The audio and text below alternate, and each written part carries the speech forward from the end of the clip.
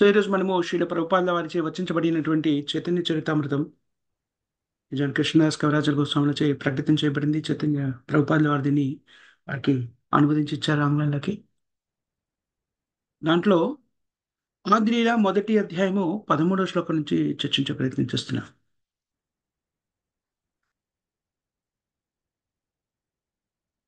నీతాయి చెప్తున్నాను ఏమని,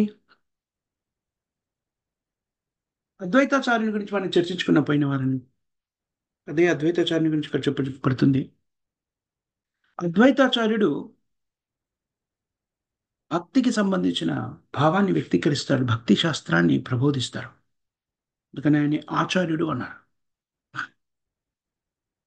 స్వయంగా భగవంతుడే శ్రీ మహావిష్ణువు, సదాశివుడు శ్రీ మహావిష్ణువు ఇద్దరు కలిసిన అవతారం అని చెప్పుకున్నాము. కానీ భగవద్భక్తుడిగా శ్రీకృష్ణ భగవాన్, శ్రీకృష్ణ చైతన్య మహాప్రభు అనుయాయుడిగా, భక్తుడిగా ప్రకటితమయ్యాడు. అందుకని ఆ అద్వైతాచార్యుణ్ణి నేను ఆశ్రయిస్తున్నాను అని చెప్తున్నాడు నిత్యానంద మహాప్రభు.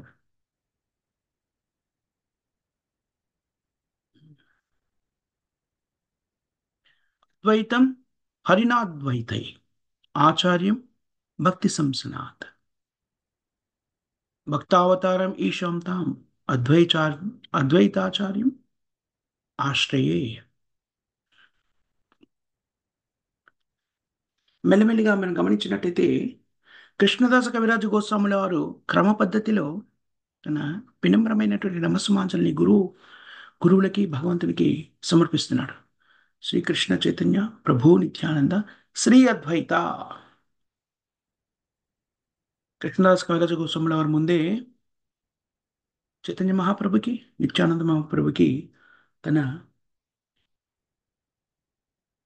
నమస్సుమాంజలు తెలియజేశారు. ఇప్పుడు అద్వైతాచార్యునికి తెలియజేస్తున్నాడు.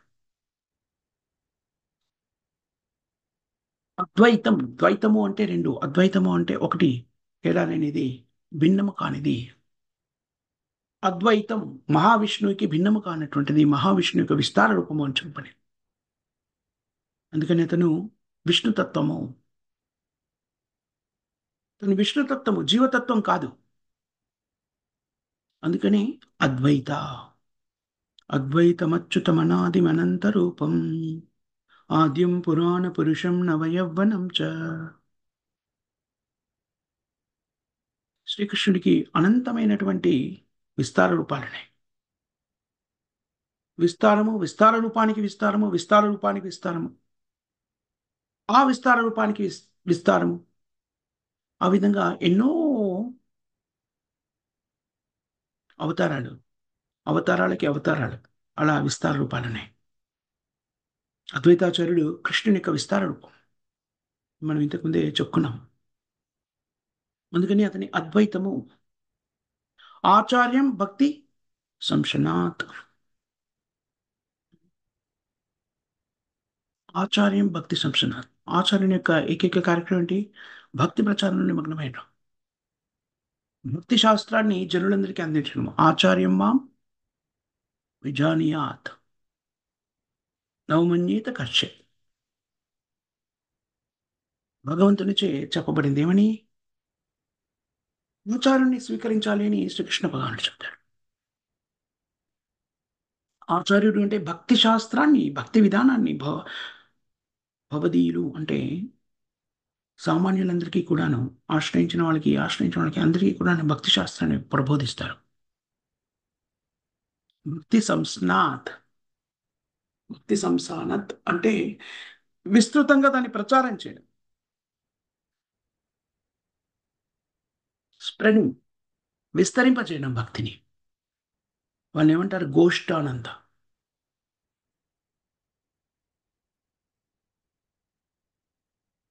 అందరికీ ప్రచారం చేస్తున్న గోష్ఠానంద అంటారు.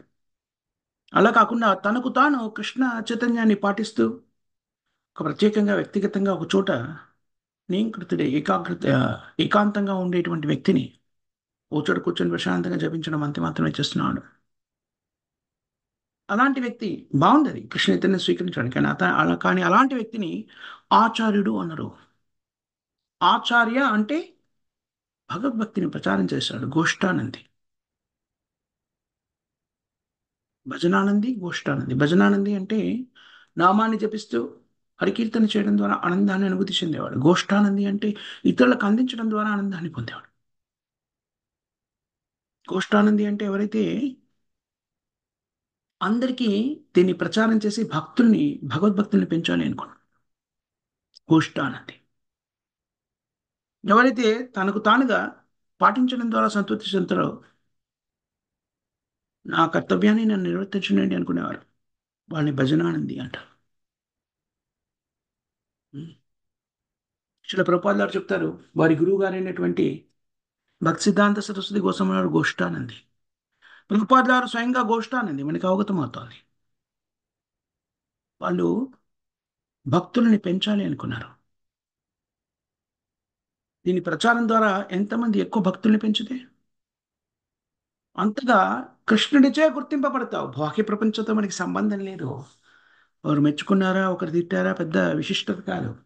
నిజానికి కృష్ణ భక్తిని ప్రచారం చేస్తుంటే మనకి ప్రత్యేకమైన ప్రయత్నం లేకుండా అనేక మంది శత్రువులు, అవరోధాలు ఏర్పడుతూ ఉంటాయి.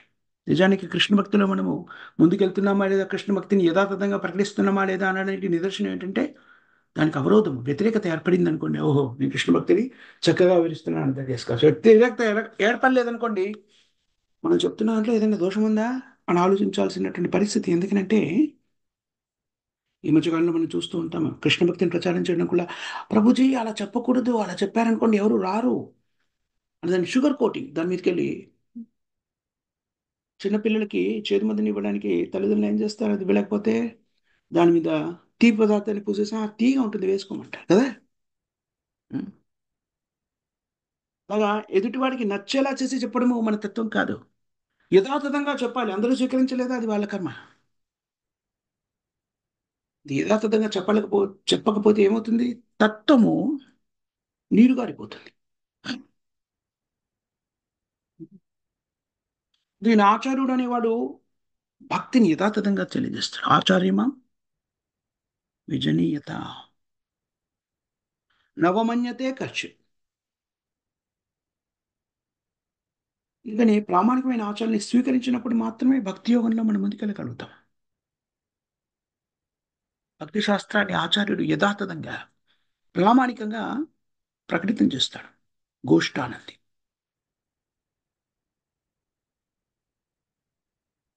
ఆచార్యుడు అంటేనే భక్తి శాస్త్రాన్ని, గోష్ఠానందిని ఆచార్యులు అంటారు.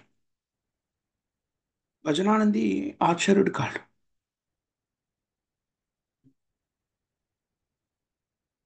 మనకి దాన్ని బట్టి మనకి తెలుస్తుంది వైష్ణవాచార్యులు అంతా కూడా చాలా వరకు అందరూ కూడా గోష్ఠానందులు. భక్తిని ప్రచారం చేసి అనేకుల్ని కృష్ణ భక్తికి, కృష్ణ మార్గానికి తేవాలనుకుంటారు.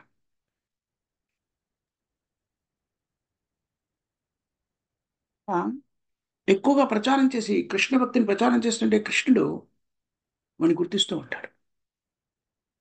ఇది కృష్ణుడి యొక్క కార్యక్రమం. ఆచార్యుని కార్యక్రమం ఏంటి? కృష్ణుడి యొక్క గుణగణాన్ని అందరికీ అభివర్ణించి చెప్పడము ఆచార్యుని యొక్క ధర్మం అయితే, అలాంటి వ్యక్తులని పరిరక్షిస్తూ, వాళ్ళని గుర్తిస్తూ, వాళ్ళకి ఆనందాన్ని చేకూరుస్తూ రక్షణ భజన స్వీకరిస్తాడు కృష్ణుడు. మధ్యాజీమాం నమస్కురు.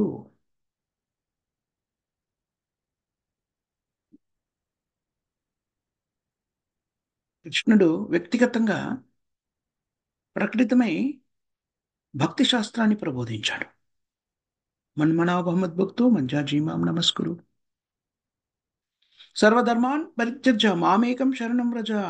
చూడండి, ఇవన్నీ కృష్ణుడు స్వయంగా చెప్పిన మాటలు. తన గురించి తాను చెబుతున్నాడు. ఏం చేయాలి వ్యక్తులంతా? మన్మనాభ మద్భక్తో మధ్య జీవాం నమస్కురు. మనస్సులోని అనుక్షణం నా గురించి తపించండి, నా గురించి ఆలోచించండి, మనసుని ఎప్పుడు నా మీద కేంద్రీకృతం చేయండి. అన్ని రకాల కార్యక్రమాలను త్యజించండి, కేవలము నన్ను ఆరాధించడం మాత్రమే మీ కార్యక్రమం పెట్టుకోవాల్సిన అగత్యం ఉంది. వ్యక్తిగతంగా వచ్చి తన గురించి ప్రచారం చేసుకుంటున్నాడు కృష్ణుడు. చూడండి, చేసుకోవాల్సిన అవసరం లేదు. కానీ బద్ధస్థితిలో ఉన్న మానవులు దాన్ని సంగ్రహించలేరు కాబట్టి స్వయంగా తానే ప్రకటితమే దాన్ని వ్యక్తీకరిస్తున్నారు. పరిత్రాణాయ సాధూనా వినాశాయ చ దుష్కృతాం ధర్మ సంస్థాపనార్థాయ సంభవామి యుగే యుగే. మళ్ళీ అదే ఏం చెప్తున్నాడు?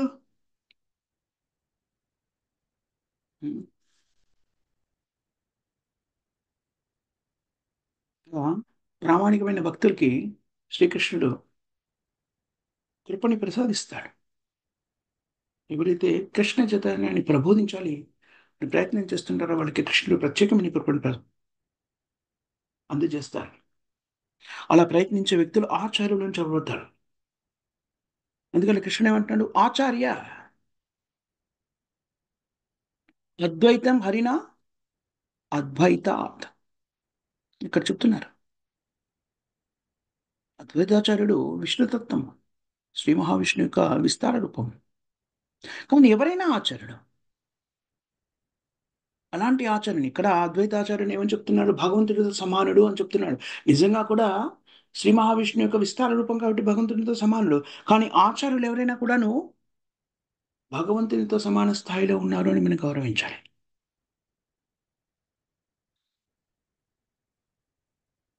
శ్రీకృష్ణుడే తెలియజేస్తుండో ఆచార్యం మా విజానీయాత్. వ్యక్తి అర్థం చేసుకోవాల్సిన విషయం అంటే ఆచార్య, ఆచార్య భక్తి సంసనాత్. ఆచార్యుడు అంటే విశుద్ధ భక్తిని ప్రచారం చేస్తున్నటువంటి వాడు. కృష్ణుడు చెప్తున్నాడు ఏమని, అలాంటి విశుద్ధ భక్తిని ప్రచారం చేస్తున్న వాడిని నన్నే అని గుర్తించు, నేనే అని గుర్తించు అంటున్నాడు. ఆచార్యమాం విజానీయ నవమన్యేత కచ్చిత్.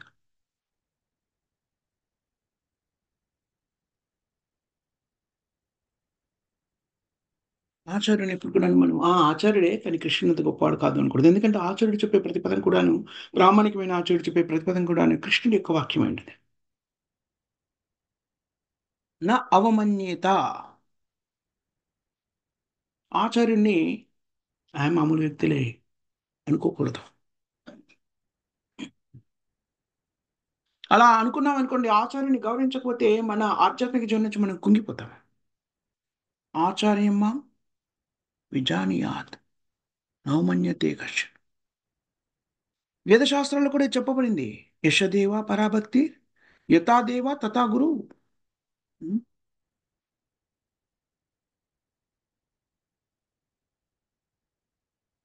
ఉపనిషత్తుల వ్యాఖ్యానం అది. ఉం.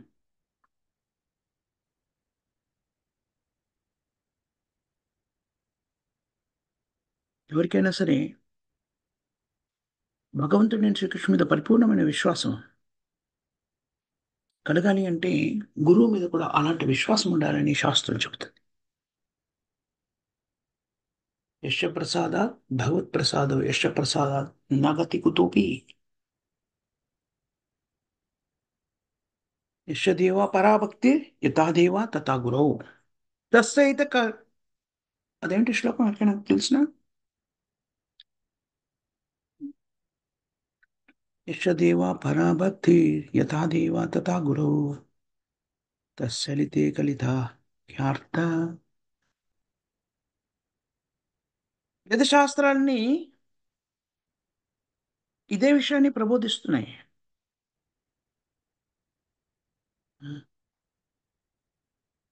కాష్ అంతే.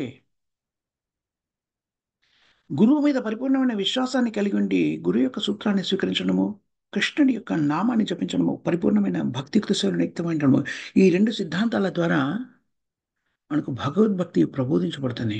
గురు కృష్ణ కృపాపాయే భక్తిలతా బీజ. గురువు యొక్క సహకారం లేకుండా, గురువుతో అనుగ్రహణ పొందకుండా కృష్ణుడి దగ్గరికి వెళ్ళిపోవాలి అనేటువంటి ఆకాంక్ష కలిగి ఉండడం సరైనది కాదు. అది సాధ్యమయ్యే విషయం కాదు. గురువు ద్వారా మాత్రం మనకి కృష్ణుడు లభిస్తాడు. ఎందుకంటే కృష్ణుడే స్వయంగా చెప్తున్నాడు, ఆచార్యం మాం విజాని తస్మాత్ గురు ప్రపద్యేతి జిజ్ఞాసు శ్రేయ ఉత్తమ. ఎవరైనా సరే ఆధ్యాత్మిక స్థితికి సంబంధించిన పరిజ్ఞానాన్ని సంతరించుకోవాలంటే గురువును ఆశ్రయించాలి. తస్మాత్ గురుం ప్రపద్యతే. తస్మాత్ గురుం ప్రపద్యేత. ఇవన్నీ కూడా వేద సూత్రాలు. గురువు అష్టకాన్ని చదివినప్పుడు కూడా మళ్ళీ ప్రభుపాద గురు పూజ చేస్తాం కదా. దాంట్లో మనం ఏం చెప్తాం? చక్కుదాన్ దిలో ఏ జన్మే జన్మే పిత సే.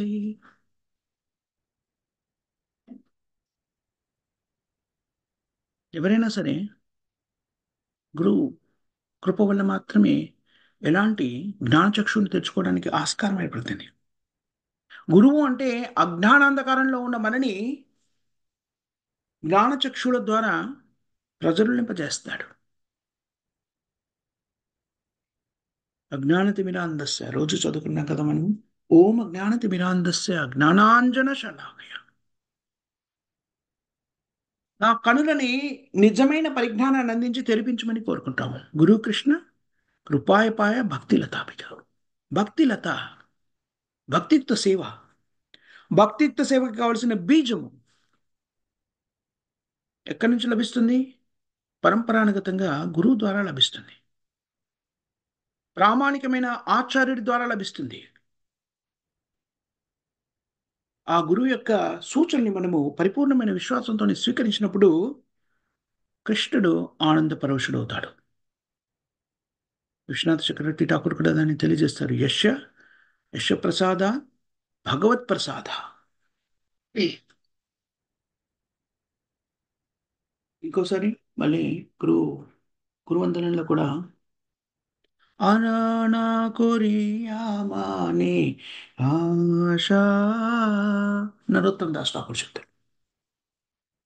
ఆచార్యులందరూ కూడా ఇదే విషయాన్ని ప్రబోధిస్తారు.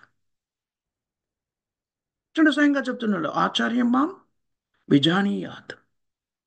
ఆచార్యవాన్ పురుషో వేద. వేదశాస్త్రాలు చెబుతున్నాయి. ఎవరైతే ఆచార్యుని స్వీకరిస్తారో వారు సత్యాన్ని యథాతథంగా తెలుసుకోగలుగుతాడు. ఇతరులకు ఇది తెలీదు, సాధ్యమయ్యే విషయం కూడా కాదు. ఇక్కడ అద్వైతాచార్య ఆచార్యుడు ఎవరు కావచ్చును, ఎలా ఉండాలి అనే దానికి ప్రతీక. అందరూ ఆచార్యులే మనకి. శ్రీకృష్ణ చైతన్య ప్రభు నిత్యానంద, శ్రీ అద్వైత గదాధర శ్రీవాసాది గౌరభక్త వృంద, వీళ్ళందరూ కూడా ఆచార్యులే. అందుకని వీళ్ళందరూ కూడా ఆచార్యుల్ని అనుసరిస్తున్నారు. అత్యుత్తమ ఆచార్యుడు చైతన్య మహాప్రభు. దాన్ని అనుసరించే వాళ్ళంతా కూడా ఆచార్యులే. ఏవం పరంపరా ప్రాప్తం ఇమం రాజర్షయో విదు. భగవద్గీతలో కృష్ణుడు చెప్తున్నాడు. ఆచార్యుని మనము అనుసరించాలి. ఎప్పుడైతే మనం పరిపూర్ణంగా 100కి 100 పాళ్ళు ఆచారాన్ని అనుసరించినట్టయితే ఇది కూడా ఆచార్యులు అవ్వచ్చు. ఇది ఆచార్యులే విధానం. దీన్ని పరిపూర్ణంగా పాటించకుండా వెంటనే నేను ఆచార్యుని అయిపోవాలని ఆకాంక్షించకండి. ఆచార్యుడి యొక్క సూచనలని పూర్తిగా అవగతం చేసుకొని హృదయంలోకి స్వీకరించి దాన్ని పాటించండి. అప్పుడు పరిపక్వ స్థితిని చేరుకుంటారు. అప్పుడు ఆచార్యులుగా మారడం ఉత్తమం. ఆచార్యుని యొక్క ఆదేశాల్ని ముందు పాటించాలి.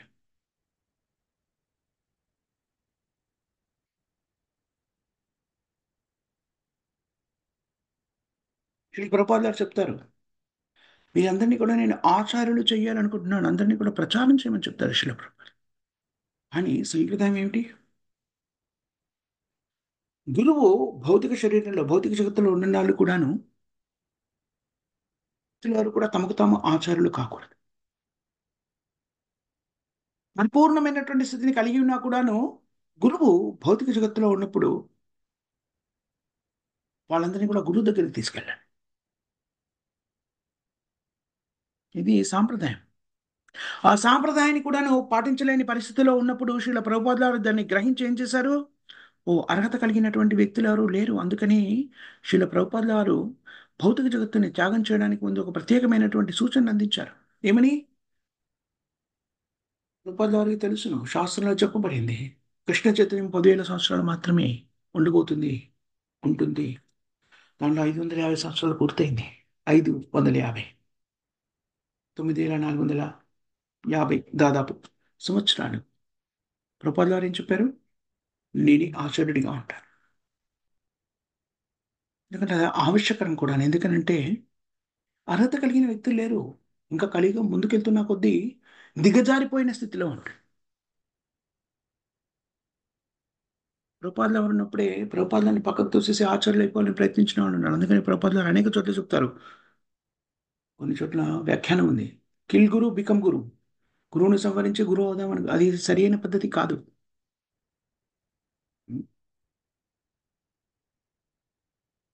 ప్రభుపాదులు గారు చెప్తారు ఒకానొక సందర్భంలో తన వ్యాఖ్యానంలో చెప్తారు ఏమని, కొంతమంది శిష్యులు నా దగ్గరికి వస్తారు, ఇప్పుడే నేను ఇప్పుడు నా ఆచార్యుని అయిపోవచ్చునా అని అడుగుతున్నారు. అది అవమాన్య నవమాన్యత కర్షిక్ అని చెప్పబడింది. ఈ సాంప్రదాయాన్ని అధిగమించే ప్రయత్నం గురువు ఉండగానే ఇంకో గురువు, నిజానికి అసలు మనకు ఆ ఇబ్బంది కూడా లేదు. శ్రీల ప్రభుపాదుల వారు చివరికి ఈ అపరిపక్వ స్థితిలో ఉన్నటువంటి వ్యక్తులందరినీ చూసి గురువు అయిపోదాం, గురువు అయిపోదాం, గురువు అయిపోదాం, ఆరాధన పొందుదాం అనుకుంటున్నారు. అదేమిటి భౌతికం. గురువు అయిపోవడం అంటే ఎలాంటి భావనతో ఉన్నప్పుడు గురువు అవ్వాలి? గురువు ఎప్పుడు కూడాను తన దగ్గరకు వచ్చిన వాళ్ళందరినీ కూడాను తన గురువు ద్వారా పంపించబడ్డారు. శ్రీకృష్ణుని అనుగ్రహంలో వచ్చారు. వీళ్ళంతా కృష్ణుని యొక్క భక్తులు, కృష్ణుని యొక్క అంశాలు. కాబట్టి నేను వాళ్ళ సేవకుని అనే భావన కలిగి ఉన్నప్పుడు వ్యక్తి గురువు అవడానికి అర్హత పొందిన వాడు అవుతాడు.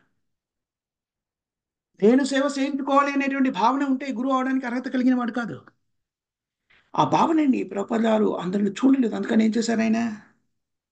అలాంటి వాళ్ళు ఆచార్యులు అయ్యారనుకోండి, సాంప్రదాయం బస్సు పట్టిపోతుంది, భక్తి శాస్త్రము అడుగంటిపోతుంది. అందుకని ఆయన దాన్ని పరిరక్షించడానికి తరువాతి 10,000 సంవత్సరాల వరకు ప్రచారం చేయండి. మీరు శిక్షా గురువులు కండి. నేను చెప్పిన దాన్ని యథాతథంగా అందరికీ అందించండి. వాళ్ళందరినీ కూడాను ఆ ఆశ్రయానికి తీసుకురండి. నిజానికి మనం తీసుకెళ్లాల్సింది ప్రభుపాదుల వారి ఆశ్రయానికి. ఎవరైనా తమకు తాము నేను ప్రభుపాదుల వారి శిష్యుని అని తనకు తాను గురువుగా ప్రకటించుకున్న చివరికి చేయగలిసింది ఏంటి? తాను ప్రభుపాదుల వారి దగ్గరికి వెళ్ళాలి, తీసుకున్న వాళ్ళని కూడా ప్రభుపాదుల వారికే తీసుకెళ్ళాలి. కానీ దీనివల్ల ఏం జరుగుతుంది? అలా ఆ స్థానంలో ఉన్న వాళ్ళంతా కూడాను రకరకాలైనటువంటి భావాలతోని తత్వాన్ని భ్రష్టు పట్టిస్తూ ఉంటే శీల ప్రభుపాద వారు ఏం చేశారు? రిత్విక్కులు నాకు ప్రాతినిధ్యం వహించండి, మీరే ఆచార్యులు కాకండి, ఎందుకంటే అర్హత లేదు. చాలా చోట్ల ప్రభుపాద వారు మీరందరూ ఆచార్యులు కావాలని అభిలషిస్తున్నాను, అభిలషిస్తున్నాను, అభిలషిస్తున్నాను అని చెప్తారు. కానీ పరిస్థితులకు అనుగుణంగా టైం, ప్లేస్ అండ్ సర్కమ్స్టాన్సెస్, కాలము, పరిస్థితులు, దాని అనుకూలతను బట్టి ఆచార్యుడు తగిన నిర్ణయాలు తీసుకుంటారు. కొంతమంది ఉంటారు ఏమిటంటే ఆ ఆచార్యులు చెప్పారు కరెక్టే, కానీ శాస్త్రంలో ఇలా ఉంది కదా, పరంపర ఉండాలి అన్నారు కదా. అలాంటి శాస్త్రంలో భక్తి సిద్ధాంత సరస్వతి గోస్వామి వారి వరకు కూడాను ప్రతిరోజు 64 మాలలు జపించమని చెప్పారు. ప్రభుపాదుల వారు మన దయనీయ స్థితిని చూసి కరుణతోని 16కి కుదించారు. దాన్ని స్వీకరిస్తారు హ్యాపీగా.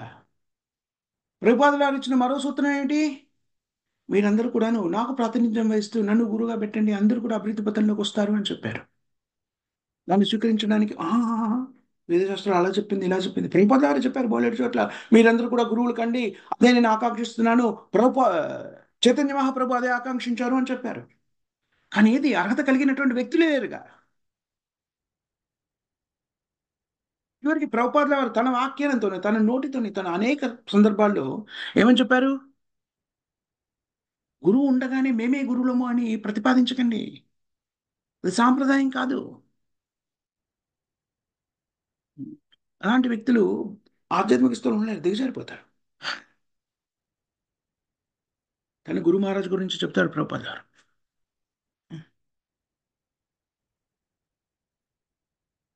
తన గాడ్ బ్రదర్స్, తన గురువుతో పాటు తన గురువు గారి ఇతర శిష్యులు ఎవరైతే ఉన్నారో ఉమ్, వాళ్ళంతా ఇప్పుడు ఆచార్యులుగా ఉన్నారు. కానీ వాళ్ళు గురు మహారాజు ఉన్నప్పుడే నేనే ఆచార్యుని అయిపోతాను అనలేదు అని చెప్తారు. ఇది ప్రాథమికమైనటువంటి సాంప్రదాయం.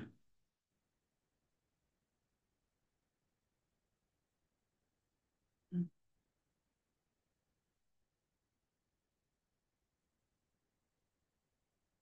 ఆచార్యమా విజానీయాత్ నా అవమాన. అలా చేస్తే గురువుని అవమానపరిచినట్టు అవుతుంది. ఆచార్యుని అవమానపరిస్తే ఆధ్యాత్మిక జీవితం ఏముంది? సమసిపోతుంది, నష్టపోతుంది. యశ ప్రసాదాత్ భగవత్ ప్రసాదం, యశ ప్రసాదాత్ నగతి కుతోపి, నశించిపోతారు. ఆచార్యుని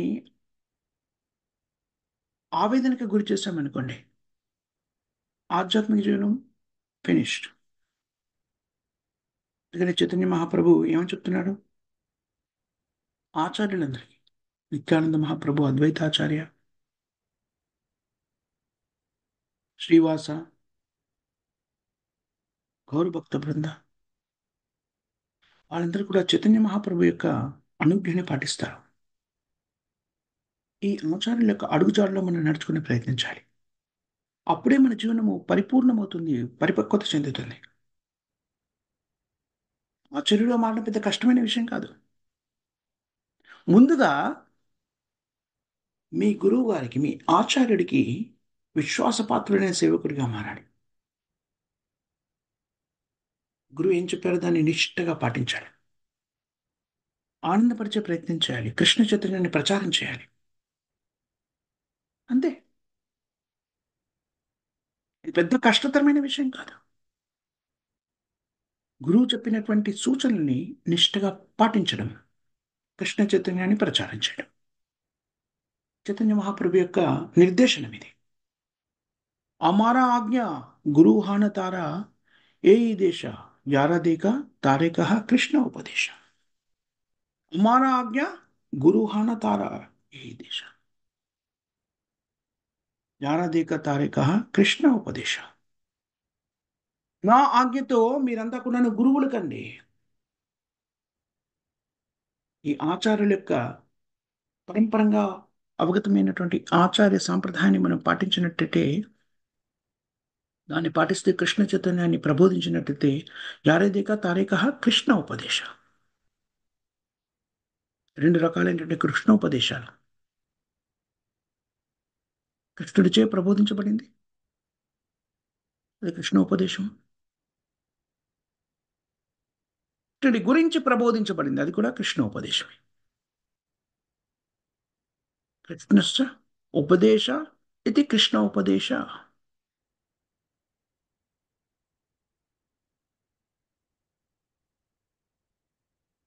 షష్ఠీ పురుష సమాస అంటారు.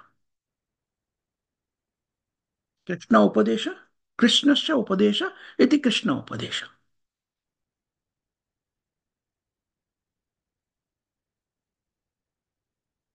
బహువ్రీహి సమాసం అంటారు. సంస్కృత వ్యాకరణాన్ని విశ్లేషించే విధానం. కృష్ణుడి యొక్క ఉపదేశము భగవద్గీత, కృష్ణుడు ప్రత్యక్షంగా ఇచ్చిన ఉపదేశం. ఎవరైతే కృష్ణ ఉపదేశ భగవద్గీతని కృష్ణుడు ఏది ప్రబోధించారో దాన్ని యథాతథంగా ప్రకటితం చేస్తారో వారు ఆచార్యులు అవుతారు. కష్టమా? ఇది కష్టమేం కాదు. అన్నీ కూడా కృష్ణుడితో చెప్పబడ్డాయి. కృష్ణుడితో చెప్పబడిన దాన్ని రామచిలకలాగా అలాగా తిరిగి వ్యక్తీకరించడమే. రామచిలుక అంటే నిజంగా రామచిలుకలాగా పలుకులు పలకడం కాదు, అర్థం చేసుకోవాలి. ఎందుకంటే రామచిలుకకి తను మాట్లాడుతున్నది ఏదో అర్థం కాదు, ఉన్నదాన్ని అలాగా బయటకు చెప్పేస్తుంది. కానీ మనం అర్థం చేసుకోవాలి. లేకపోతే మనం ఎలా వివరించగలుగుతాం? మనకే అర్థం కాలేదు అనుకో, ఎదుటి వాళ్ళకి ఎలా చెప్తాం? మనము కృష్ణ చైతన్యాన్ని ప్రచారం చేయాలి. అంటే ఏం చేయాలి? కృష్ణుడి యొక్క వాక్కుల్ని యథాతథంగా చాలా చక్కగా మన సొంత ఊహాజనితమైనటువంటి వాక్యాలను జోడించకుండా ప్రకటితం చేయడాన్ని అభ్యసించాలి. భవిష్యత్తులో మనమంతా కూడాను చక్కగా అనేకుల్ని కృష్ణ భక్తుల్ని చేయడానికి అవకాశం ఏర్పడుతుంది. వేలు, వందలు, వేలు, లక్షలు, కోట్ల సంఖ్యలో మనము వ్యక్తుల్ని కృష్ణుడి దగ్గరికి తీసుకురావచ్చు.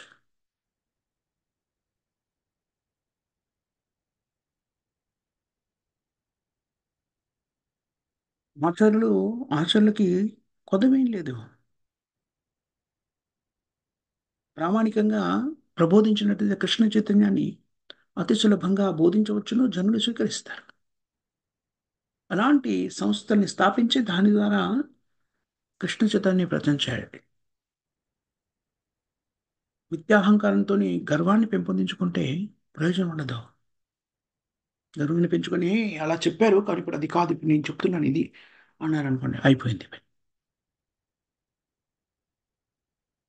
ముందుగా ఆచార్యుల యొక్క సూచనల్ని మనం పాటిస్తూ పరిపూర్ణత్వాన్ని సిద్ధించుకోవాలి.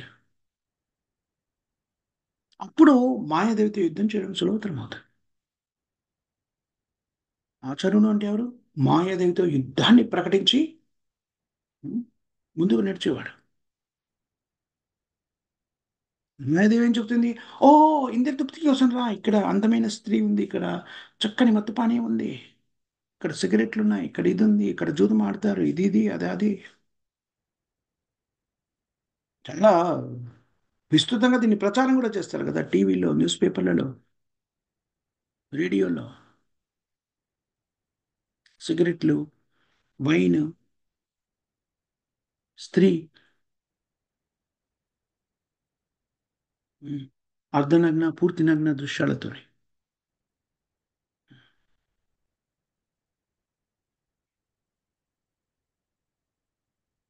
ఇదంతా కూడా ఏమిటి? మాయ. మాయాదేవి ఆచార్యుడు ఏం చేస్తారు? ఇవన్నీ కూడా చేయకూడని పనులు చెప్తున్నాడు. అంటే మాయాదేవి చేయమని చెప్తుంది అని ఆచార్యుడు చేయకూడదని చెప్తున్నాడు. అంటే మాయాదేవితో యుద్ధం ప్రకటించాడు. పానీయాలు సేవించకండి, మాంసభక్షణ చేయకండి, జూదం ఆడకండి. అంటే ఏమిటి అర్థం? మాయాదేమో వాడండి, రండి రండి రండి రండి అని పిలుస్తుంది బద్ధజీవిని. కానీ ఆచార్యుడు లేదు లేదు అవి చేయకండి చేయకండి చేయకండి అంటే వాళ్ళిద్దరి మధ్య ఏం జరుగుతుంది? యుద్ధం, వ్యతిరేక భావం.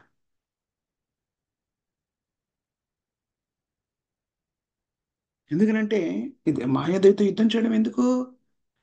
ఈ దుర్వ్యసనాల నుంచి దూరం కాకుండా ఎవరు కూడా కృష్ణ భక్తికి సంబంధించిన పరిజ్ఞానాన్ని అవగతం చేసుకోలేరు, ఈ పాపభూయిష్టమైన కర్మ నుంచి దూరం కాకుండా. ఇవన్నీ కూడా పాపభూయిష్టమైన కర్మలు. ఆచార్యుని యొక్క కర్తవ్యం ఏమిటి? ఈ నిరుపయోగమైన పాపభూయిష్ట కర్మల్ని ఆపడం. లేకపోతే జనులు దీన్ని అర్థం చేసుకోలేరు. ముఖ్యంగా మాంసభక్షణ చేసేవాడు భగవద్గీతని కానీ భాగవత ధర్మాన్ని అర్థం చేసుకోలేదు. ఊరికే చెప్పడం కాదు, నేను ప్రత్యక్షంగా కూడా చూశాను. మాంసభక్షణ చేసేటువంటి వ్యక్తులు చాలా ఎలా ఉంటుందంటే, బాహ్య రూపంలో చూస్తే బాహ్య కార్యక్రమాలు ఆహా ఎంత తెలివితేటలు, ఎంత ధన సంపార్జన, ఎంత ఇది ఎంత అది కనబడుతుంది. కానీ భక్తికి సంబంధించిన ఏ విషయం కూడా అస్సలు పొసగదు.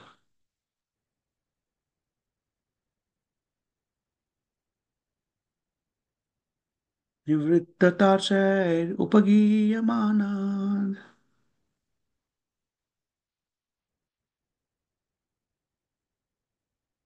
అవసాది ఛాత్రో మనబీరమాన.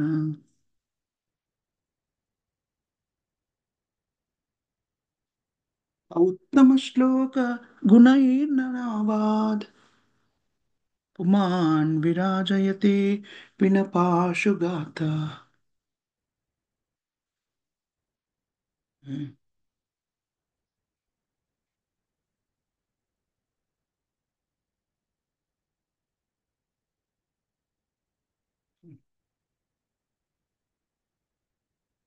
ఎవరైతే జంతువులను వధిస్తారో దాంట్లో అత్యంత ప్రావీణ్యత కలిగి ఉంటారో వాళ్ళు కృష్ణుడికి సంబంధించిన పరిజ్ఞానాన్ని అవగతం చేసుకోవాలి. అందుకని అన్ని మతాల్లో కూడా ప్రవక్తల్ని మనం గమనించినట్టయితే ఈ దుశ్చర్యల నుంచి దూరంగా ఉండని ప్రబోధించారు. క్రిస్టియానిటీలో జీసస్ క్రైస్ట్ గురించి మాట్లాడుకున్నప్పుడు కూడా ఏమని చెప్తారు? దౌ షుడ్ నాట్ కిల్ అంటారు. 10 కమాండ్మెంట్స్, 10 నియమాల్లో ఒక నియమం ఏంటంటే వాళ్ళకి ఇవ్వబడిన దాంట్లో సంహరణ ఆపండి, మొదటి సూత్రం. బుద్ధుడు కూడా ప్రకటితమే అదే చెప్పారు, అహింసా పరమోధర్మ. ఎందుకంటే అది లేకుండా, దాన్ని ఆపకుండా భగవద్భక్తికి సంబంధించిన పరిజ్ఞానాన్ని అవగతం చేసుకోలేరు. జంతువధ చేస్తూ చిన్నవి కానీ పెద్దవి కానీ ఉమ్, కృష్ణుడి యొక్క సంతానాన్ని సంహరిస్తూ కృష్ణుడికి ఆనందాన్ని ఎలా చేకూర్చగలుగుతాము?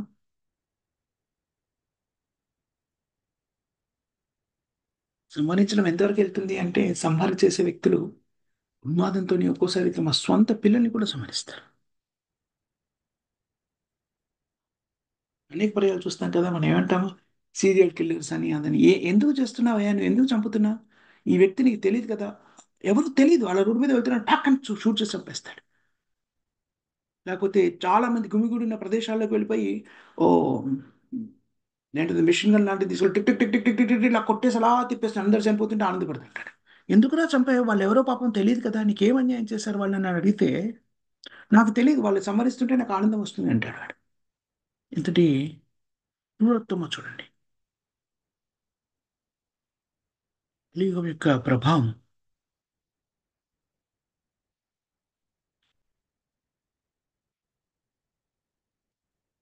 కొంత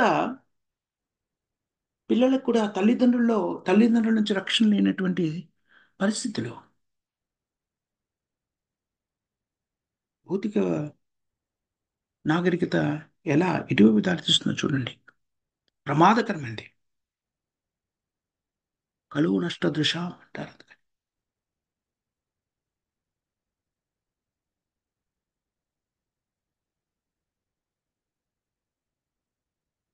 కృష్ణే స్వధామోపగాతే ధర్మజ్ఞానాభిదాసః కలౌ నష్టాదృశం ఏషా పురాణార్కో తునోదితః. కలి యొక్క స్థితి ఎలా ఉంటుందంటే భయంకరంగా ఉంటుంది కలియుగం. ఉన్నది కలియుగం యొక్క ఆరంభంలో. 4,32,000 సంవత్సరాలు మనము, 5,500 పైచులకు సంవత్సరాలు అంటే ఆరంభ దశలో ఉన్నాం కలియుగంలో. ఇంకా 4,27,000 సంవత్సరాలు కలి యొక్క కాలం ఉంది. ఇప్పుడే వ్యక్తులు దిగజారిపోయిన స్థితిలో కొందరు, కొన్ని వర్గాల్లో పిల్లల్ని సంహరించి తినేవాళ్ళన.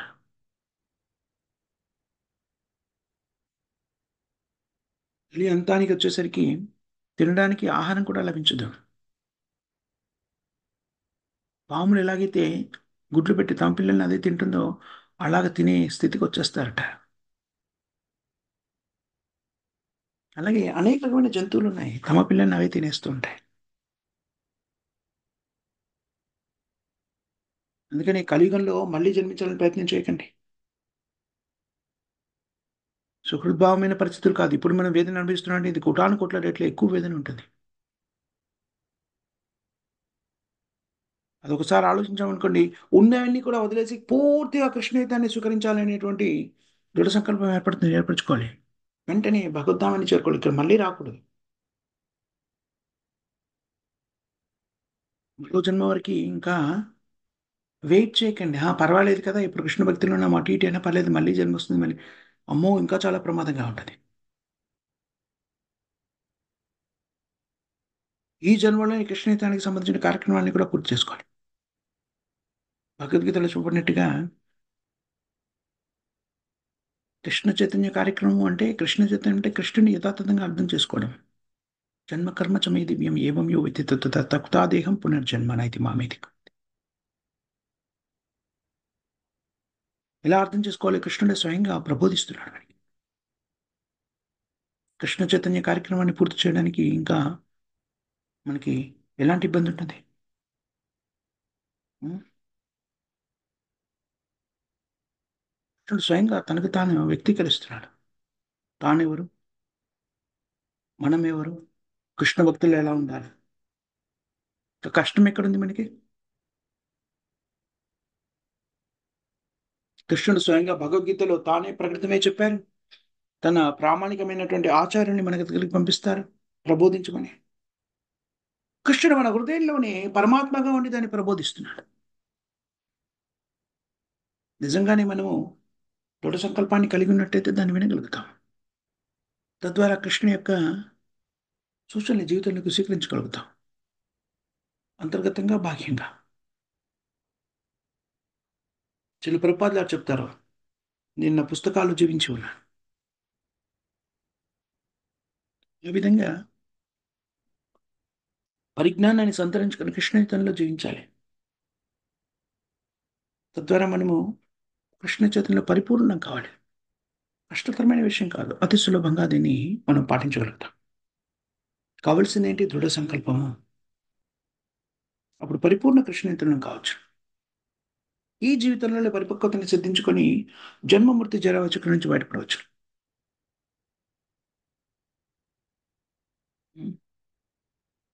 దానికి చేయవలసిన పని ఏంటి? మనం ఏ స్థాయిలో ఉన్నా కూడాను మనకి అందించబడినటువంటి నియమాలు ఏవైతే ఉన్నాయో వాటిని నిష్ఠగా మన జీవితంలోకి అన్వయించుకొని పాటించామనుకోండి, పరిపూర్ణ కృష్ణ చైతన్యవంతులుగా మారవచ్చు. అలా పరిపూర్ణ కృష్ణ చైతన్యవంతులుగా మారామనుకోండి, ఈ జీవితంలోనే ఈ శరీరం నుంచి బయటపడినప్పుడే మళ్ళీ మరో భౌతిక శరీరం స్వీకరించాల్సిన అవసరం లేకుండా భగవద్ధామాన్ని చేరుకుంటాము. అందుకని ఇంకో పర్లేదులే, ఒకవేళ మనుష్య జన్మ అయితే వస్తుంది, మళ్ళీ ప్రయత్నం చేద్దాం, ఏమో అప్పుడు ఎలా ఉంటుందో తెలీదు. ధనికుల పరివారంలో విద్యావంతుల పరివారం పుట్టిస్తే అహంకారం పెరిగిపోయి అసలు కృష్ణుడు ఆ భగవంతుడు నేను పట్టించుకోనని స్థితికి వస్తామేమో తెలియదు. అందుకని ఎలాంటి ఛాన్సెస్ తీసుకోకండి మాయాదేవితో. She is very expert. చాలా ప్రావీణ్యత కలిగింది. చూస్తుంటే తన కబంధ హస్తాల్లో కబంధ హస్తాలకు స్వీకరించి కబళించేస్తుంది. నేను జాగ్రత్తగా ఆచార్యులతో ప్రబోధించడం అండి. వాళ్ళని పరిరక్షించగలిగే వాళ్ళు ఎవరు? ఆచార్యులు. శిల ప్రభుపాదుల వారిచే ప్రబోధించినటువంటి సూచనలు మన జీవితంలోకి అన్వయించుకునే నియమాన్ని నిష్ఠగా పాటించడం ద్వారా పరిపూర్ణతాన్ని చేకూర్చుకోగలుగుతాము. అందుకని ఎవరిని పడితే వాళ్ళని ఆచార్యులుగా స్వీకరించకండి. మళ్ళీ ఆ ప్రమాదం ఉంది. ఏంటి అంటే ఆచార్యుడు దిగజారిపోయారనుకోండి, వాళ్ళు మనకి ఇంకో ఆచార్యుడితో అనుసంధానం చేయలేరు. మళ్ళీ మనమంతా కూడా జనించాలి. అందుకని స్వీకరించవలసిన ఆచార్యుడు, ఏకైక ఆచార్యుడు శిల ప్రభుపాదుల వారు. మనందరికీ తెలుసును, ప్రభుపాదుల వారు సురక్షితంగా ఉన్నారు, సురక్షిత స్థానంలో ఉన్నాడు ఆధ్యాత్మికంగా. ఆయన్ని ఆశ్రయిస్తే ఖచ్చితంగా మనం కూడాను సురక్షిత స్థానాన్ని పొందుతాము, భగవత్ సేవలో నిత్యమవుతాము, భౌతిక బంధాల నుంచి ముక్తులమవుతాం. అందుకని ప్రభుపాదుల వారిచే ప్రబోధించబడిన యథాతథంగా మార్పులు చేర్పులు చేయకుండా ఇవ్వబడిన ప్రభుపాదుల వారి గ్రంథాన్ని అధ్యయనం చేయండి. ప్రభుపాదుల వారిని ఆశ్రయించండి. ఆశ్రయించే విధానము ఆయన చెప్పిన నియమాన్ని ముందుగా పాటించడము. హరే కృష్ణ హరే కృష్ణ కృష్ణ కృష్ణ హరే హరే, హరే రామ రామ రామ హరే హరే మహామంత్రాన్ని నిష్ఠగా జపించడం. 8 సార్లు జపిస్తే ఒక జపమాల అవుతుంది. కనీసం 16 మాలు జపించాలి. భుజించే ప్రతి పదార్థం కూడా కృష్ణుడికి నివేదించింది ఉండాలి.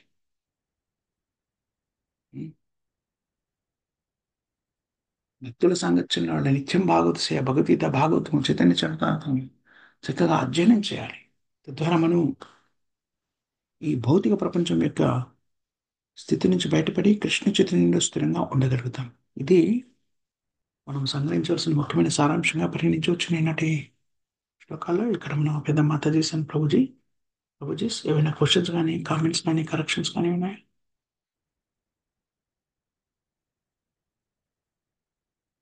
ఏమీ లేకపోతే గ్రంథరా శ్రీమద్ భాగవతం కి జయ, హరినామ జై సంకీర్తన की जय, జై जगत श्री प्रभुपाद की जय, జై कृष्णदास कविराज गोस्वामी की जय, జై चैतन्य महाप्रभु की जय, चैतन्य జై चरितामृत की जय. థ్యాంక్ యూ జై వెరీ మచ్. మాతాజీ సంప్రపతి శ్రీల ప్రభుపాదుల వారి గ్రంథాల నుంచి చర్చించే అవకాశం కల్పించారు. మీ అందరికి కూడా హృదయపూర్వక కృతజ్ఞతలు, ధన్యవాదాలు. సో మనం అనుకున్నట్టుగా వచ్చే వారం నుంచి మన 6 గంటల ప్రోగ్రాం యథాతథంగా ఉంచుకొని వెంటనే 7 గంటల నుంచి మనము చైతన్య చరితామృతం 7 నుంచి, లేకపోతే 7:15 నుంచి 8:15కి చైతన్య చరితామృతం చెప్పుకుందాం వచ్చే శనివారం నుంచి. ఎవరికైనా ఏమైనా ఓకే అభ్యంతరం ఉంటే ఇప్పుడు చెప్పలేకపోతే తర్వాత నాకు మెసేజ్ చేయండి. ఇంకా ఏదైనా చేయగలిగితే చేద్దాం. లేకపోతే ఇప్పటికైతే మనము వచ్చే శనివారం నుంచి 7:15 నుంచి 8:15 వరకు చైతన్య చరితామృతాన్ని పూర్తి చేసుకుందాం. ఏమంటారు? ప్రభుజీ సరే మీకు ఎలా ప్రభుజీ వీలైతే అలా ప్రభుజీ, మీ టైమింగ్ ఇంపార్టెంట్ కదా. అలాగే చేసేద్దాం మాతాజీ. ఎందుకనంటే ఆ తర్వాత నేను దర్శనానికి వెళ్తున్నాను. ఇప్పుడు గుడికి దగ్గరగా ఉన్నాను కదా, ఆ దర్శనం క్లాష్ వస్తుంది. ఇంతకుముందు ఇంట్లోనే ఉండేవాడిని. అందుకని దాన్ని దీన్ని అడ్జస్ట్ చేయాలి. మళ్ళీ ఇక్కడికి వచ్చాక టైం కూడా చేంజ్ అయింది. అన్నింటి మూలంగా కొంత సవరణ అవసరం అవుతుంది. దయతో సహకరించవలసిందిగా విజ్ఞప్తి. సరే ప్రభుజీ, మీరు అట్లా సరే ఇంకా టైం ప్రభుజీ. తీసుకొని చాలా సరే ఎక్కువ సరే ప్రభుజీ. ప్రభుజీ. మీకు టైం ఎలా వీలైతే అలా ప్రభుజీ, ఏ టైమింగ్ లో వీలైతే అప్పుడు చెప్పండి. చాలా చాలా ధన్యవాదాలు మాతాజీ, సింగ్ ప్రభుజీ. హరే కృష్ణ. దండవత్ ప్రణామ్. హరే కృష్ణ ప్రభుజీ, దండవత్ ప్రణామ్. హరి హరి హరే కృష్ణ. కృష్ణ ప్రభుజీ, దండవత్ ప్రణామం ప్రభుజీ. దండవత్ ప్రణామ్ మాతాజీ.